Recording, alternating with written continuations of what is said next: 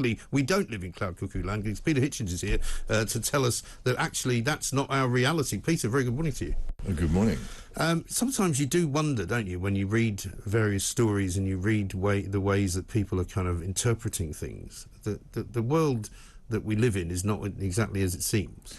Well, it's much worse than it seems. Yeah. So many things are done slice by slice, and this is the famous salami slice. They call it salami slicing, don't they? It was invented by the Hungarian communist leader Matthias Rákosi. He said basically if you took away people's liberties by thin slice by thin slice, and by the time they noticed, the whole sausage would be gone. Yeah. But each slice was so small that there would never be a sufficient protest to stop you. Right. It still works, and that's what they do. The thing is either incomprehensible or it's tiny, and if you make a fuss about it, so what are you making a fuss about?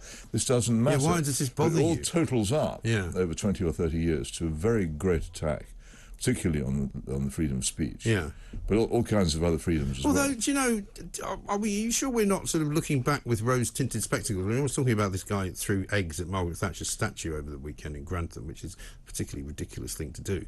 But, you know, I remember the 70s. It was a pretty ghastly decade in terms of what you were able to do, never mind what you were allowed to do. You couldn't do much because we didn't have very much. Yes, but that's different from whether you can speak freely. And I am absolutely certain that speech was freer, that we say things in newspapers much more freely without fear of repercussions then. Than you can now. The press regulation was really just a tiny little cloud, no bigger than a man's hand. It's grown into an enormous menace now. Well, newspapers were far more powerful. Well, they were more powerful, but they were also more free. Yes.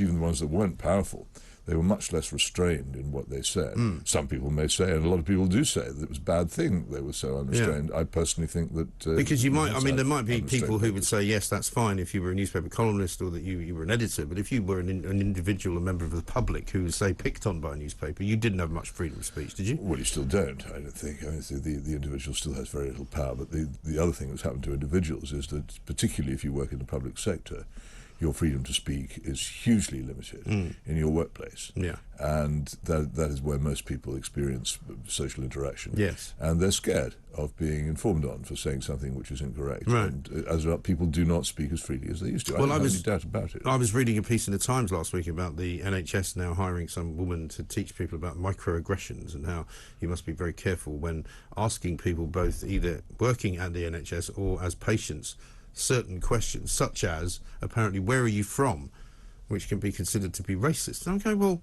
surely that's a question you ask somebody when you meet them as a part of a small talk, isn't it? Well, not anymore. Where are you from? Me? I'm from the English middle class. That's a great answer. I thought you were from Oxford.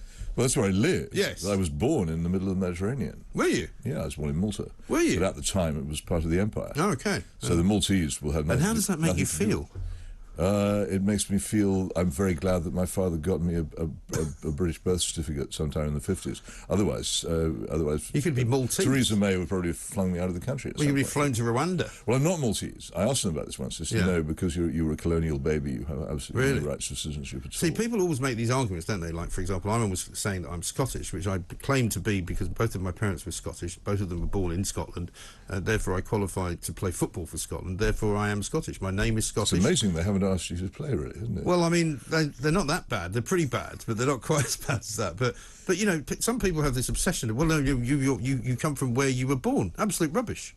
Well, Joanna Lumley was born in India. Well, quite, but there are a lot of us of my generation who were born in the last gasp of empire, right? Who can't say this is my native land. Yes, my native land is Malta. And do you have an affinity with a place like Malta? I feel a sense of familiarity when I go there, though I have no direct memory of it. I left it before I was 2 years old, but there is a strong feeling when I'm there, as if when I first went back to look, that I had been there before.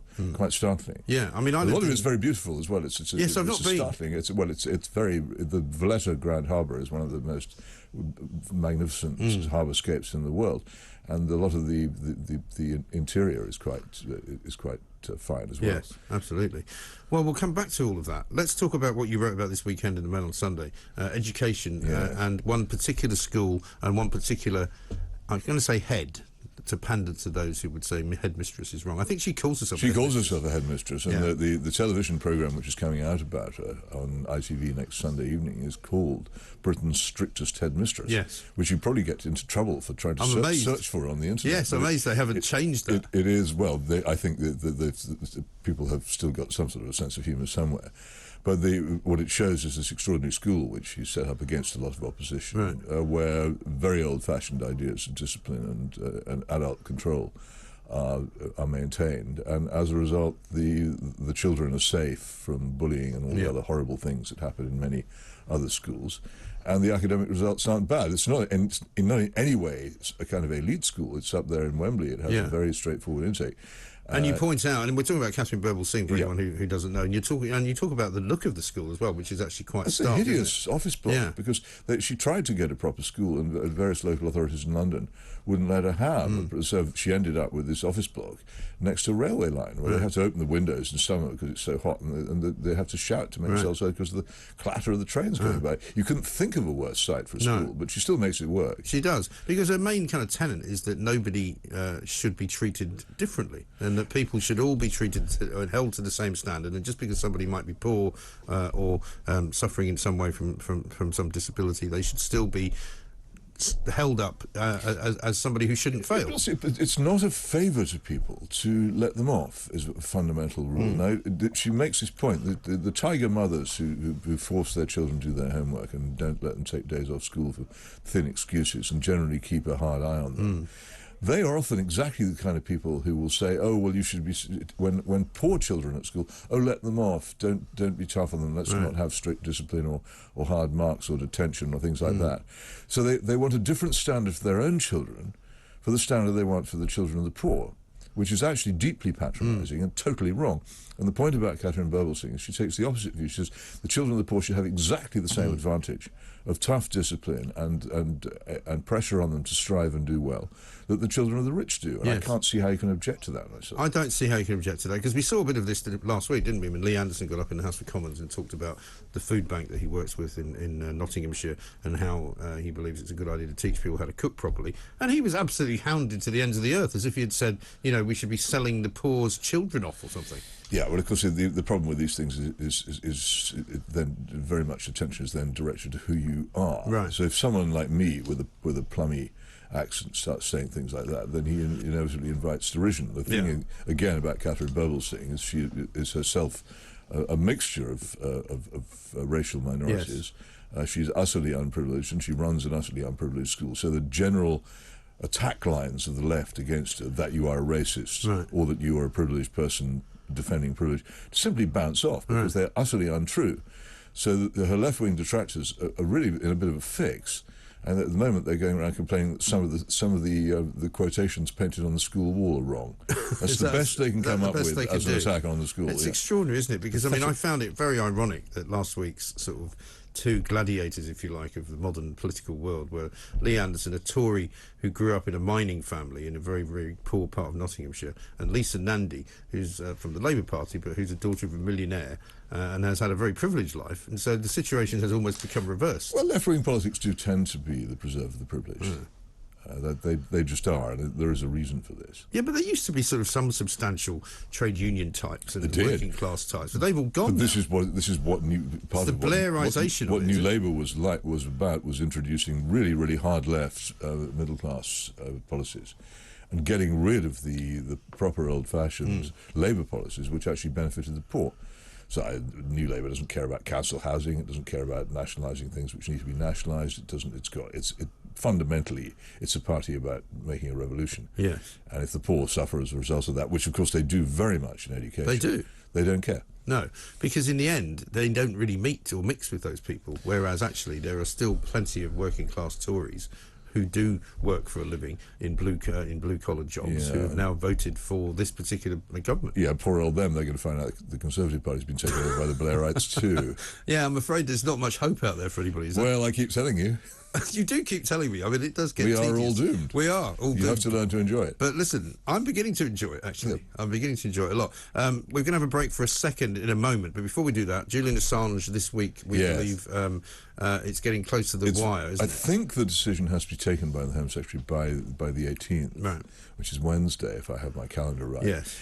I've urged people to write. Now, I put on my timeline on Twitter also an email address at the Home Office, which you can use. Again, please, if you're going to write to Priti Patel, please write courteously and briefly and concisely, but do it soon. It would be terrible if she decided to extradite him because she didn't think there was enough opposition to it, and because you didn't write about it. Because it is surprising how often politicians will change their minds if they do think there's opposition to something. Well, I've said often a lot of people don't like Priti Patel, and there you are. I quite understand why that is. But here is an opportunity for this politician, if she chooses to take it, to completely transform the public perception of her, and one which she could take. I really don't see how any British person can be in favour of extraditing Julian Assange to the United States.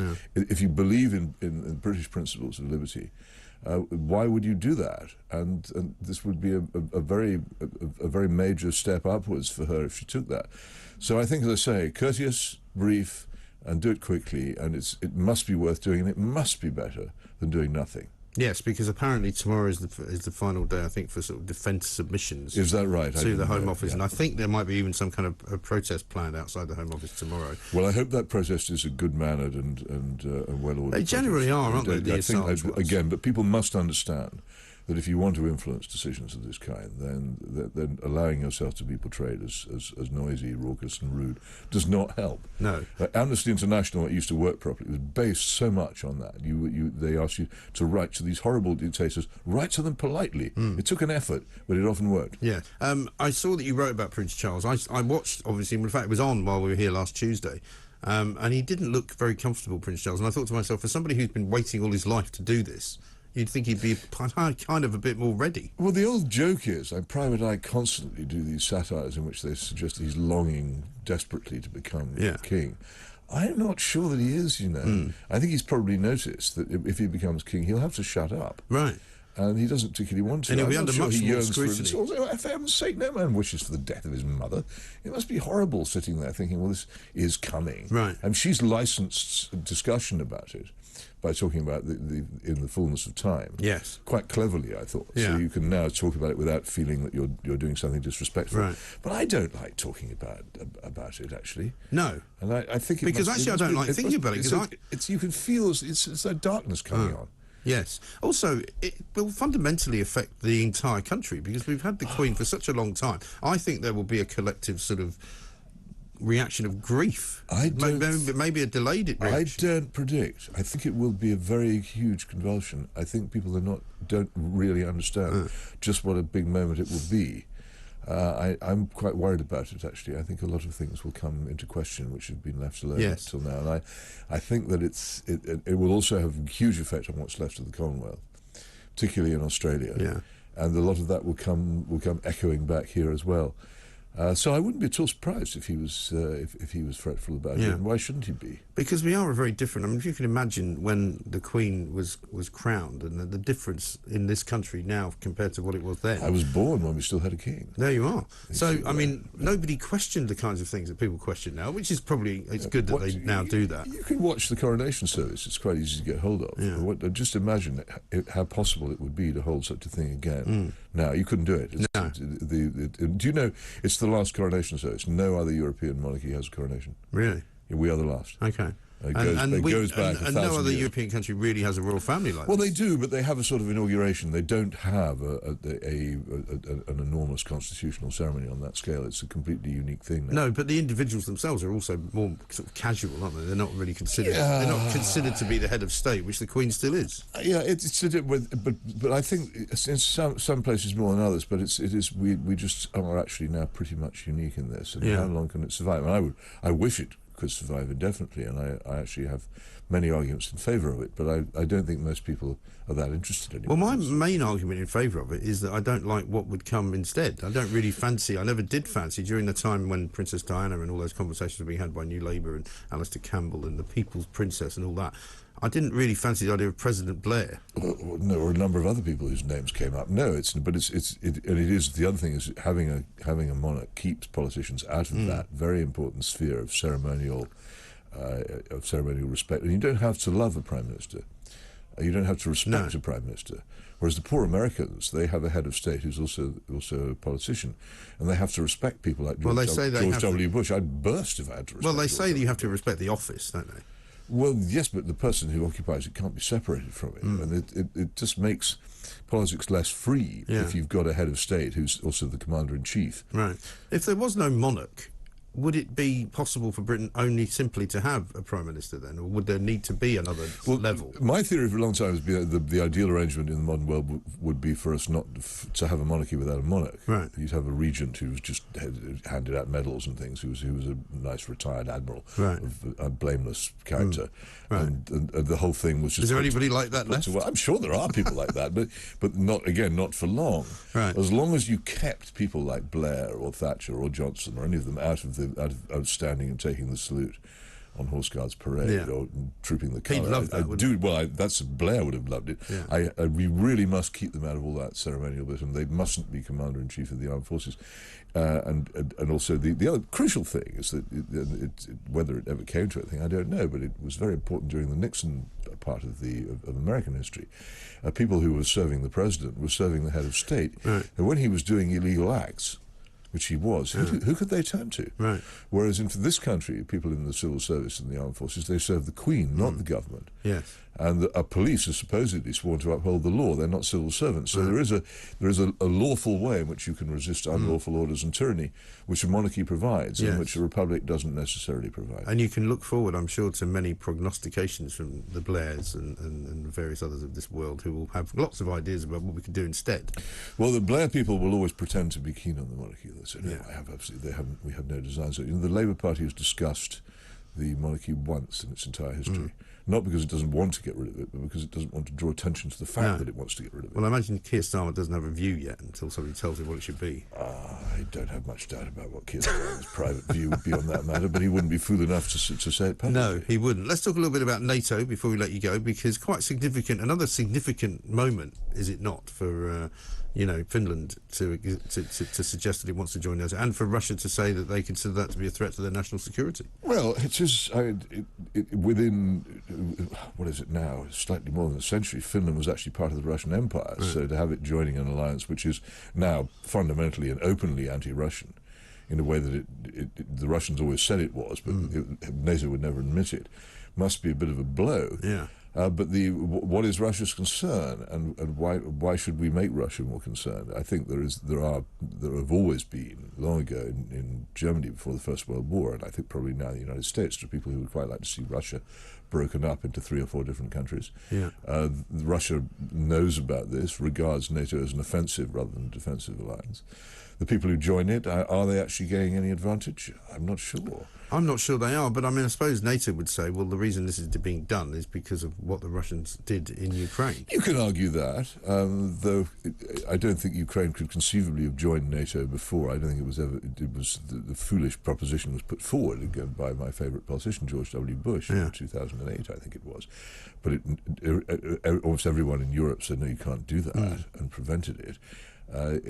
It couldn't have happened, but it may be, but I don't think. I think Ukraine is just such an extraordinarily important piece of territory, which is important strategically. It's not because Russians want a Ukrainian colony; it's because they don't want their enemies sitting on Ukrainian territory. Right. That's what's that about. So I don't think there is a Russian. I don't think there is a Russian desire to invade Finland or the Baltic states or Poland or anything. Because even if there were, they haven't, as has now been demonstrated beyond doubt, they haven't got the strength to do it. They haven't got the wherewithal. No. But so, are you saying that you think that the Russian invasion of Ukraine is entirely about making sure that Ukraine doesn't join NATO? Yes, I think it's basically what I've always thought, that it's a protection racket job. Right. That Ukraine and the Americans went too far in Ukraine from the Russians' point of view, so they said, right, we'll smash the place up. Right. Basically what they're doing. The idea that Russia intended to conquer Ukraine and take it over and rule it as a Russian province, I think was wrong.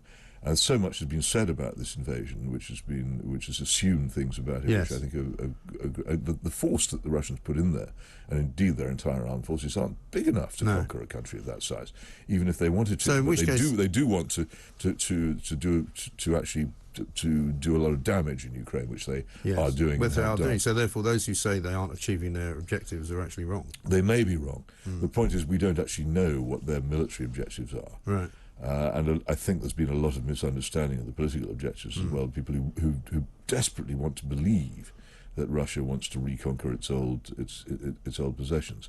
For whatever political reasons, it's something a lot of people want to believe, so they automatically think that's what they mean. Yes. I think there are some people in Russia who would like to, but anybody in Russia who knows the situation knows they haven't got the money, and they haven't got the weapons, and they haven't got the armed forces to behave like that. No, quite. Fascinating stuff as ever. Peter, thank you very much indeed.